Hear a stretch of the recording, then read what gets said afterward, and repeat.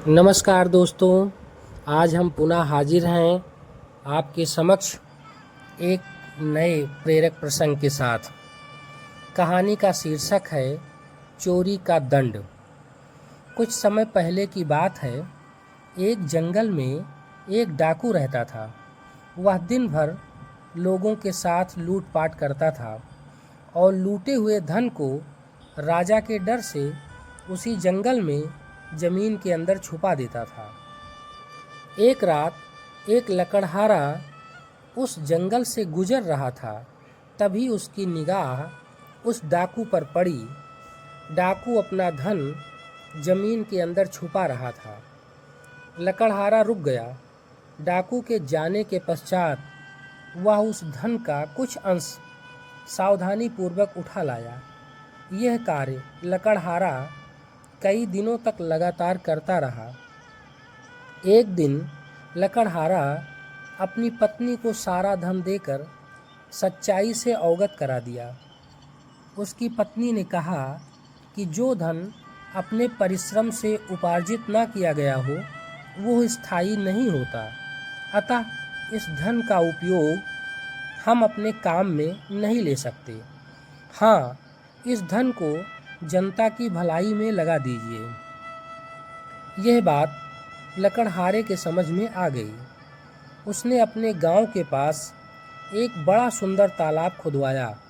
वहीं पास में एक मंदिर का निर्माण करवाया। आसपास पड़ी खाली जमीन को खेती के योग्य बनाकर गांव के गरीब को दान दे दिया। इस प्रकार लोगों को रोजगार भी मिल गया। गांव वाले उस पर बहुत प्रसन्न थे।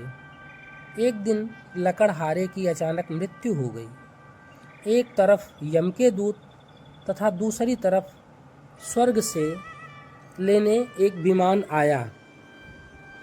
दोनों अपने अपने लोक उसे ले जाना चाह रहे थे। अचानक देवर्षि नारद वहां प्रकट हो गए। उन्होंने कहा कि लकड़हारा चोरी के धन से परोपकार करता था, इसलिए जब तक कुमार्ग से अर्जित धन का प्रायश्चित नहीं कर लेता तब तक इसकी आत्मा वायु रूप में भ्रमण करती रहेगी। यह सुनकर यम योम स्वर्गलोक के गण वापस हो गए। उसकी पत्नी अत्यंत परेशान हो गई।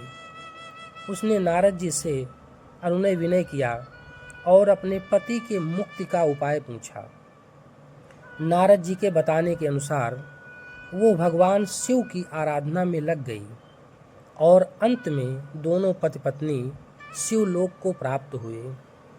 यह कहानी हमें यह सीख देती है कि हमें अच्छे काम का फल जरूर मिलता है, किंतु अच्छे काम के लिए बुरे काम का सहारा नहीं लेना चाहिए। दोस्तों, कहानी कैसी लगी आप कमेंट करके ज़रूर बताएं। हमारे चैनल को लाइक एवं सब्सक्राइब करें। मिलते हैं अगली कहानी में। तब तक के लिए नमस्कार। जय हिंद।